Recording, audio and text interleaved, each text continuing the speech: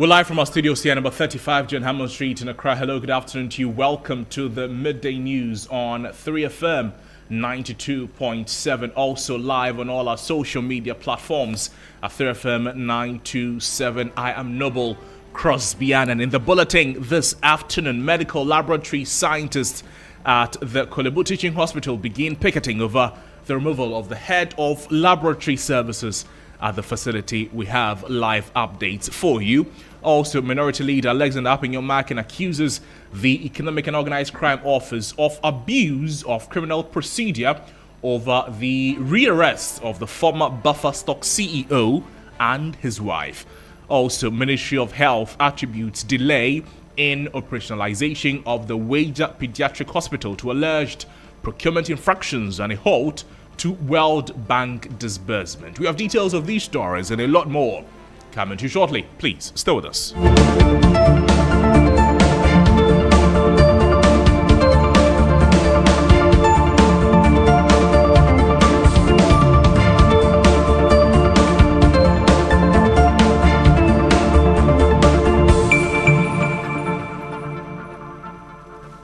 Welcome to the program. You can join us also on all our social media platforms at 3FM 927 as we get interactive. Beginning from here, the Medical Laboratory Professional Workers Union have picketed at the Kolebu Teaching Hospital after laying down their tools following the removal of the head of laboratory services at the Kolebu Teaching Hospital.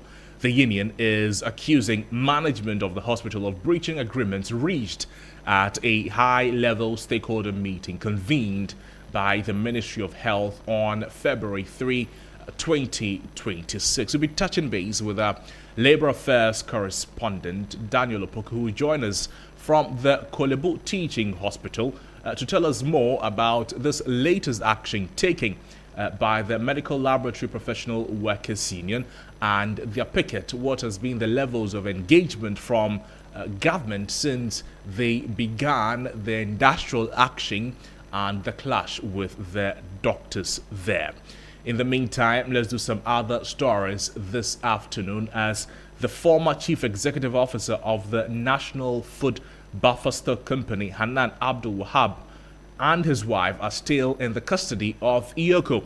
The two were rearrested after the Attorney General withdrew all charges against them, giving them a short-lived freedom before they were picked up on the court's premises. We'll bring you a wrap of what has been happening since the incident started and the latest reaction from the Economic and Organized Crime Office, as well as the various reactions that have come from lawyers of Abdul, Hannan, and his wife. Key amongst them is Godfred Dame, who is a former Attorney General of the Republic. But the Minority Leader, Alexander Appiah-Markin, says the Economic and Organized Crime Office is engaging in illegal arrests and harassment of citizens and desperately seeking to save face in the rearrest of former NAFCO Chief Executive and his wife. In a statement, the Afutu lawmaker says he's still in shock and struggles to understand why IOCO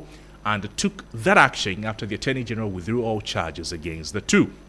According to him, the rearrest of Abdul Wahab, Hannan, and his wife flies in the face of law and weakens democracy, adding that it is fruitless attempt to give credibility to government's Operation Recover All Loot, which he says has failed. Appiah-Markin has called on IOCO and the Attorney General to release the two immediately. And this is a story that will be staying on, bringing you details in a subsequent. Let's now take a listen to Godfred Dame after his client was rearrested yesterday. They have been denied access to counsel.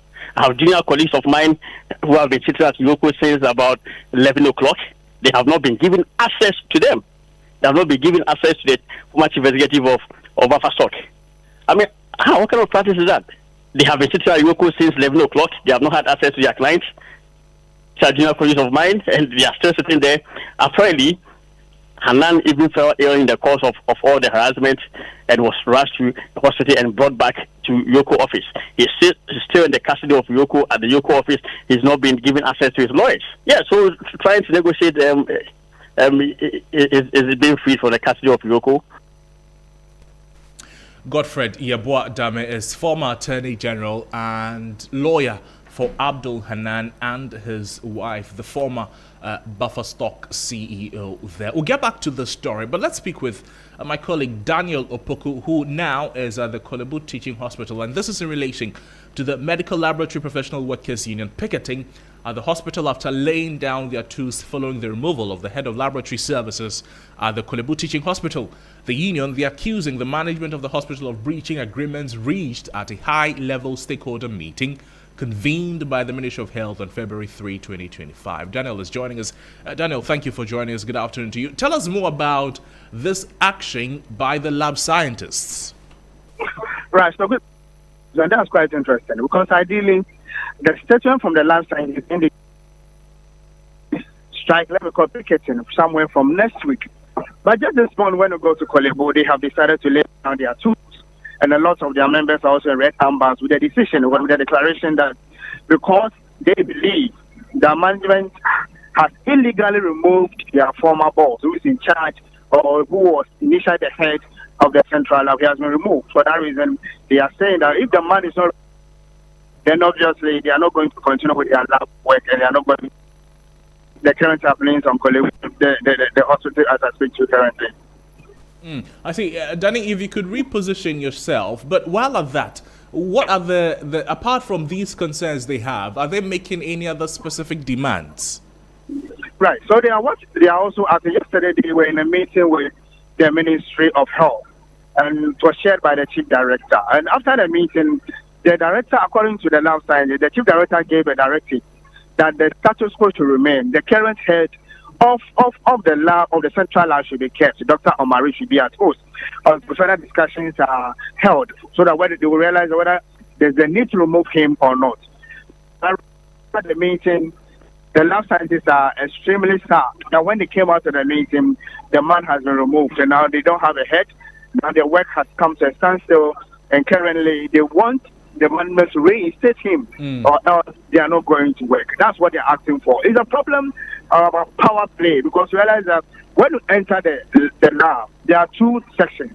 You have the lab scientists, there's also professional allied workers, also have the lab physicians. The lab physicians are the medical doctors. The two of them work collaboratively, but interestingly, normally you have the lab physicians, the medical doctors who are in charge or who head the lab. For that has created a problem because the lab scientists of the view that they are also raising to a certain level that they can take charge of the management of the lab. That's a problem now. So management must come in to get the issues addressed. Or from tomorrow, there's a possibility that they will shut the entire lab system at Kolebu down. I see. But as we speak, how has their action affected services? Right. So some patients that I spoke with, a man I spoke with was directed to come for a lab result. That when he entered the premises, he encountered the strike and the picketing, and because they are not working, the man is so sad that his wife is still at the hospital. That he doesn't know what to do. Another woman who was complaining that she was also coming for her lab result. She has been told that they are not working. Now she has to go back. That is the problem now. So management, from the side of management, they are yet to speak, because a short while ago I was speaking with some of them. They said they are yet, and they will go ahead to engage with the lab scientists and see whether they will be able to rescind their decision. Because initially they had given 72 hours, and 72 hours expires tomorrow. So if the management fails to address the problem by close of day today and wait till tomorrow, then they are likely to have a problem within the health sector where patients will be asked to go to the central lab and there will not be any lab scientists to take care of them. Daniel Opoku, thank you so much for that report. Daniel Opoku is our Labour Affairs correspondent, and certainly a subject that we'll be keeping an eye on and bringing you details in subsequent bulletins. This is still the Midday News on 3FM 92.7, also live on all our social media platforms at 3FM 927. To some other stories this afternoon, and the Ghana National Association of Teachers Wassa West District is demanding justice following what it describes as a barbaric and inhumane assault on educators by personnel from the 2nd Infantry Battalion of the Ghana Armed Forces based at Apremdo in Takrady. The incident occurred at Adewosu Basic School in the early hours of Thursday, April 30 and has left 3 teachers and the husband of a female teacher with severe physical and psychological trauma. My colleague Rama Smith, she put together this report. Will not soon forget. It all began on Tuesday, April 28, when soldiers from the 2BN Aprando, acting on behalf of the Ghana Rubber Estate Limited GREL, attempted to flush out illegal miners or galamseyers from a nearby rubber plantation. That initial confrontation set the stage for a dawn raid 2 days later that the residents of Adiowoso will not soon forget. Unknowing to the residents of Adiowoso, the military men besieged the town in the early hours of Thursday, April 30th, 2026, and subjected the residents, especially the males, to severe beatings and other forms of molestation. Unfortunately, the molestation was extended to 3 teachers of Adiowoso MA Basic School, including the head teacher and the husband of one of the female teachers in the school, who had gone there to visit his wife. Although the teachers did all that they could to let the men know that they were not part of the galamseyers and that they were teachers by even showing their NAT membership identity cards to them. The men in uniform ignored it and molested the 3 teachers and the husband of one of the female teachers. Despite identifying themselves and presenting their NAT membership cards, the teachers say their pleas fell on deaf ears. The soldiers allegedly ordered the educators to lie face down on the ground before whipping them repeatedly. One teacher recounts being told, "You teachers should know better and advise the town folks." So we are sending this signal to the whole public that you cannot touch a teacher and go scot-free. And we are sending the information to those who perpetrated this crime and the police that any attempt to shelve this or any attempt to cover up for this crime will resist fiercely with our blood. We are also telling the people, whoever matters, that they shouldn't even try to intimidate the teachers that were involved. We will not take it from them. We are giving them 2 weeks for the police to tell us who are the people who did that thing. And then they should also bring the people to book. All we want is that justice must prevail. NAT has officially filed a criminal complaint at the Abra police station and is now issuing a 14-day ultimatum. Specifically, the association is calling for a full-scale investigation involving the Minister for Defense and the Chief of Army Staff to identify and prosecute the perpetrators. They are also demanding a safer working environment before teachers return to the classroom. Rama Smith with that report. Now, the Outdoor Advertisers Association, they have petitioned government to immediately suspend the ongoing demolishing of advertising signage mounted on road medians, warning of serious economic and legal consequences for industry players. In a strongly worded appeal addressed to the office of the President, the Ministry of Roads and Highways and the Ministry of Local Government, the association described the exercise as abrupt and uncertain. It says the demolition being carried out by the National Road Safety Authority and local authorities is already affecting businesses. The group argues that many of its members operate legally under permits issued by municipal assemblies and have met all tax and regulatory obligations. It warns that the exercise could undermine investor confidence and expose companies to legal risk due to existing contractual commitments. The National Road Safety Authority, however, maintains that some of these signages pose safety threats to motorists and contribute to road accidents, hence the decision to remove them. But the Outdoor Advertisers Association disagrees. It insists that signage is not a primary cause of accidents, pointing instead to driver indiscipline, excessive speeding, and mechanical faults as the leading factors. Let's bring in Carl Entry. He is an executive member of the Outdoor Advertisers Association. Carl, good afternoon to you. The National Road Safety Authority says these signages, they pose safety risk, and you hold a different view. Don't you think there's a link somewhere? Yeah, thank you very much for the opportunity to speak on this matter. We have an opposing view to this a statement by the Rules and National Authority. In fact, the exercise is something that began some months ago, and we've constantly tried to engage the authority to explain things to them, because this business for over 20 years and it's been going on and all that. So if it is something that is really posing a threat or causing an accident, I think that by now it would have been a topical issue in the country. We all know how sensitive the galamsey issues are and how virtually every single individual in this country is taken seriously, how devastating or how risky these galamsey issues are. So it's becoming a topical issue in this country. We are all aware that this advertising business has been going on over years. Mm-hmm. It's just recent times that the rules and safety think that it is the only thing that is causing accident in this country. And that is where we have a problem with. And so we constantly try to engage the Director General of Rules and Safety and the local government to ensure an engagement. We are actually not opposed to activity, but what we are saying is that it is a wrong impression that the median signages are actually the one causing accident in this country. But you will agree that they may contribute to accidents, don't you think so? They are not, and to some extent, everyone doing advertising will tell you that even the medians, to some extent, even prevent car from accident. There are occasions where there's the serious brake failure. It is these medians in the road that even prevent accidents happening. There are a couple of times that some of us have to go and change our boards and all that because there was a serious accident that was saved by these medians. It is not entirely true. I see.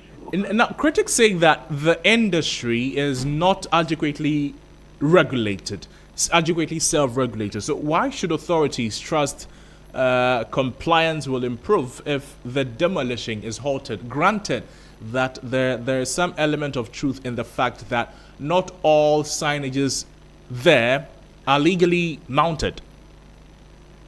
All right, so that is why we are calling for a stakeholder engagement. Whatever it is, for instance, there was a call on the abolition of Okada in this country, and this December last year, 2025, the bill was passed. We all know how dangerous Okada are, but what we are saying is the consultation. If you think that it is causing a risk, we are calling for an engagement for us to sit down and say that look, there is a standard that we can come out together and then regulate our activities. If we think that something is posing a risk, but it's generating revenue to the assembly, it is causing people economic benefit.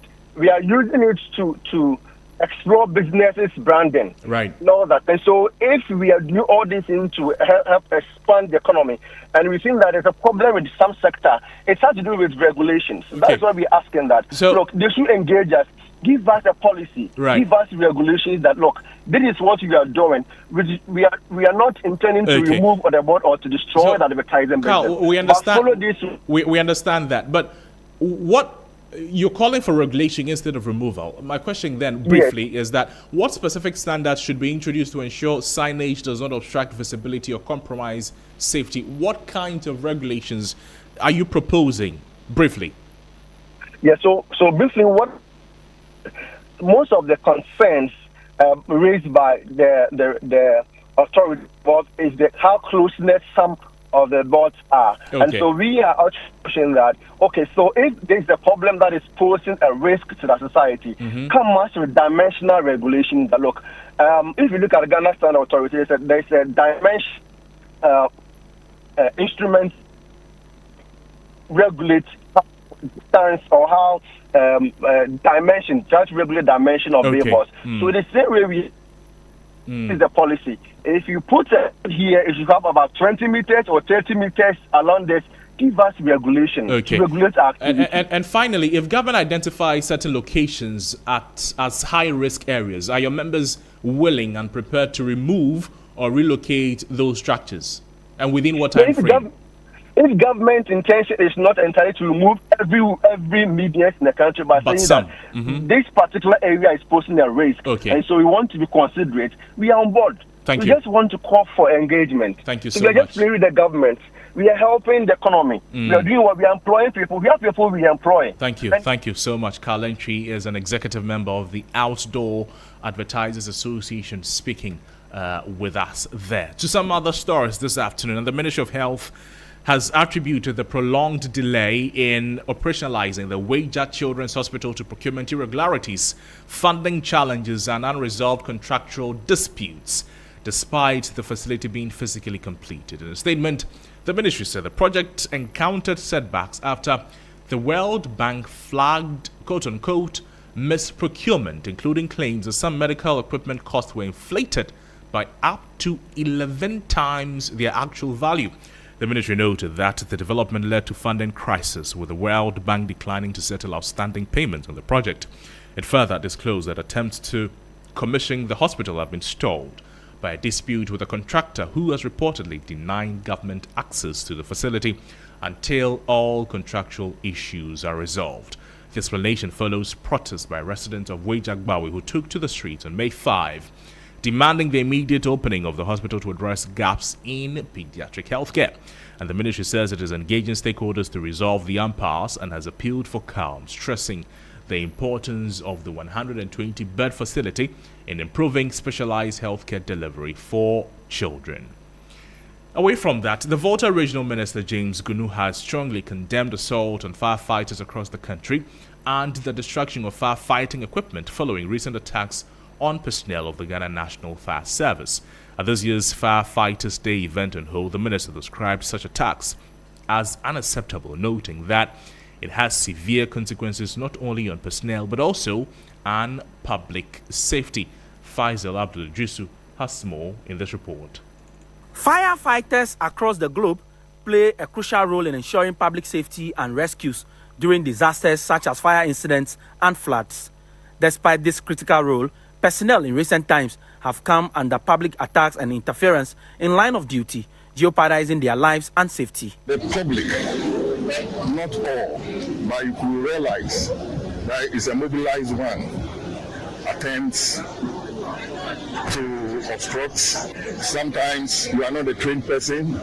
When we are running our hoses, you see them, someone believes he's a macho man, he can hold it better, and creating all manner of confusion at trial ground. So sometimes we limit people going closer to the incident scene, whether it is your property in fire or not. The Volta Regional Minister, who was speaking on the theme, an attack on firefighters and equipment is an attack on public safety and assault and protect the firefighter, described the situation as unacceptable and a threat to public order. When the firefighter is attacked, obstructed, or denied the space to work, the consequence is not borne by the firefighter alone.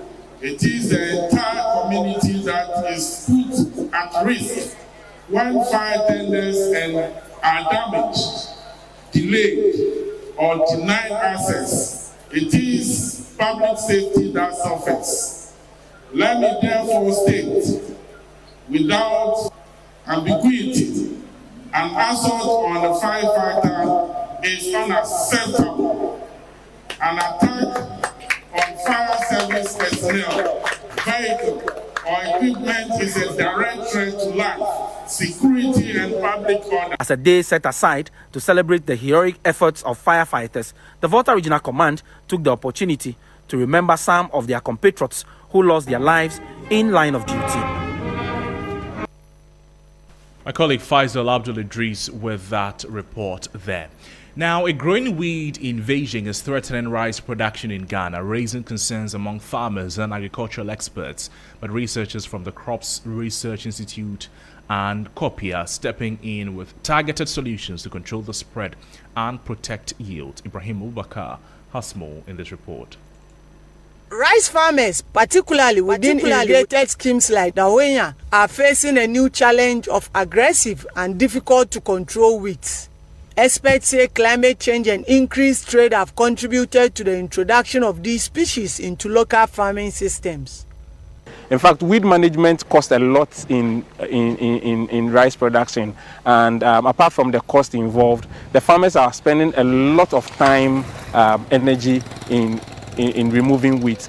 Hand picking of the weeds alone could take about 3 days to 3 weeks before farmers will be able to complete that. Farmers spend up to 2,000 cedis per hectare, while manual weeding alone can take weeks to complete.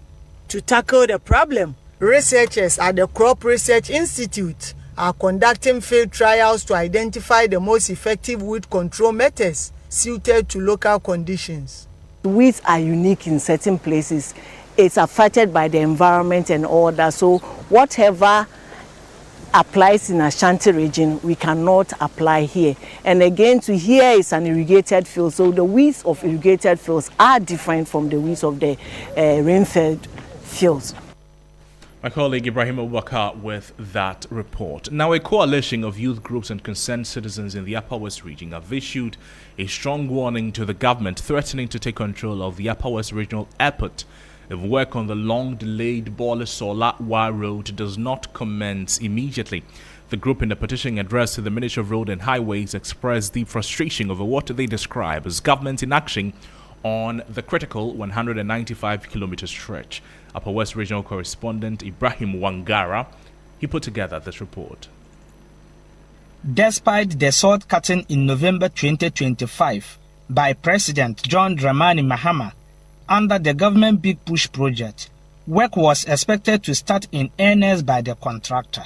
However, according to the angry youth, less than 1% of work has been completed on the Sola-Wa section more than a year after the contract was awarded, adding that the deplorable condition of the road, characterized by deep potholes, heavy dust, and severe corrugation, has turned what should be a vital economic corridor linking Upper West to the Bono East and Savannah regions into what they call an endurance trial for commuters and traders. We therefore state without ambiguity the following. 1.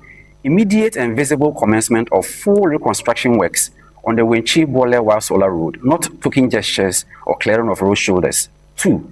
Limited must either begin real work immediately or be removed from the project without delay. 3.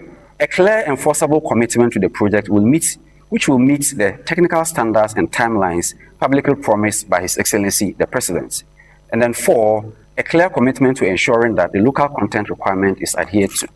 The group has given the government a 2-week ultimatum to demonstrate concrete and verifiable action on the project. Failure to do so, they warn, will trigger sustained and disruptive protests. If this ultimatum is ignored, the demonstration that will follow will be disruptive, sustained, and impossible to ignore. We will take control of our narrative, and if necessary, our infrastructure, including the Upper West Regional Airport. Mr. Minister, please act decisively. Meanwhile, the Minister for Roads and Highways, Kwame Govins Abuja, who is in the region alongside his entourage to inspect ongoing road projects, assured the group of the government commitment. And that's how we draw the curtains on this afternoon's edition of the Midday News on 3FM 92.7. My name is Noble Crosby Annan. There's more news on our website, 3news.com. Have a great afternoon. Bye-bye.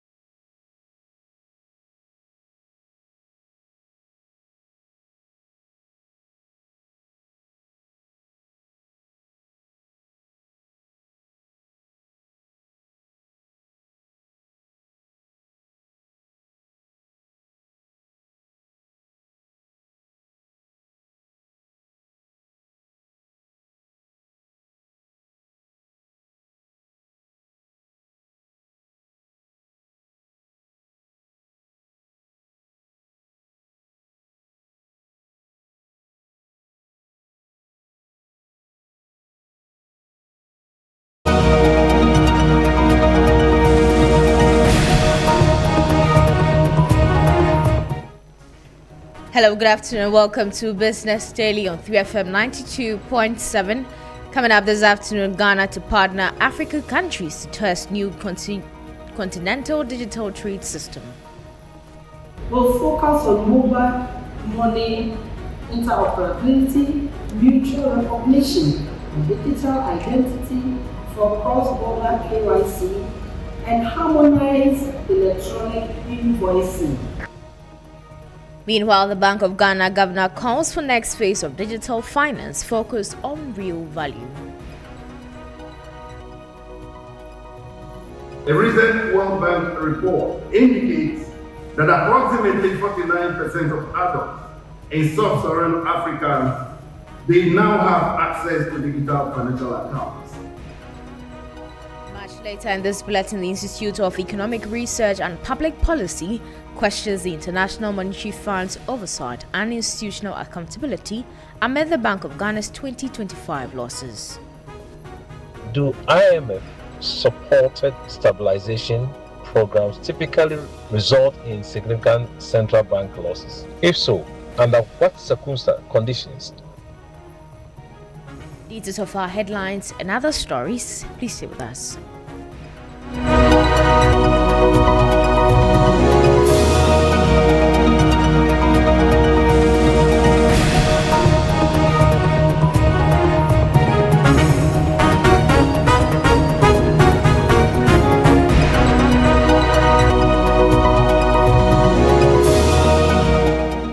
Thank you for staying with us. We go on to our first story now, where Ghana is set to work with other African countries to pilot a new digital trade corridor aimed at making cross-border transactions faster and more efficient. Speaking at the 3I Africa Summit 2026 in Accra, the Vice President, Professor Nana Jane Opoku-Agyeman, says the initiative will focus on improving mobile money interoperability, digital identity verification, and electronic invoicing to ease trade across the continent and strengthen Africa's growing digital space. Test pilots, which will be implemented, tested and measured, will focus on mobile money interoperability, mutual recognition of digital identity for cross-border KYC, and harmonize electronic invoicing. The systems we build will determine whether Africa participates in the global digital economy on her own terms or operates within frameworks defined elsewhere. And integration will be achieved through systems that work consistently across borders and at scale. The work before us. Vice President Professor Nana Jane Opoku-Agyeman there. Now, the Bank of Ghana, the Governor of the Bank of Ghana, Dr. Johnson Isiama, has underscored the need to move beyond expanding access to digital finance, stressing that the next phase of growth must focus on delivering real value through services such as digital credit, cross-border financial solution, and support for small businesses. Now, addressing the 3I Africa Summit 2026, he noted that while progress has been made in widening financial inclusion, key challenges now lie in fragmentation, high cost, and regulatory gaps. A recent World Bank report indicates that approximately 49% of adults in sub-Saharan Africa, they now have access to digital financial accounts. Africa is not starting from zero, therefore. We are starting from momentum. So this is progress, but it also signals a transition. Access has expanded indeed. The task now is to make it count. So ladies and gentlemen, this progress points to an important shift. The next phase of digital finance will not be defined by payments alone. Across our markets, the basic payment infrastructure is increasingly in place. The opportunity now lies in building the next layer of value. And you hear the voice of the Governor of the Bank of Ghana, Dr. Johnson Isiama. Now, the Chief Executive Officer of the Ghana Interpayment and Settlement Part says Ghana has highlighted Ghana's move to align its payment system with global standards as a strategic step towards cross-border transactions. As the industry evolves, we recognize that sustaining this progress will require deeper collaboration and leadership guided by innovation. And this is why GIPS is taking deliberate steps to strengthen our infrastructure and support the ecosystem, working closely with our partners to advance Ghana's cash-like agenda. And in this regard, we are migrating Ghana's national payments infrastructure to the ISO 20022 Global Messaging Standard. This migration is strategic, repositioning us for the future. And by adopting this standard, Ghana's payment systems will speak the same language as the world's leading financial infrastructure and market, enabling richer transaction data and faster settlement. With the passage of the Virtual Asset Service Providers Act, GIPS is looking to collaborate with virtual asset providers to ensure we provide the required shared infrastructure that allows for innovation, growth, and recreation.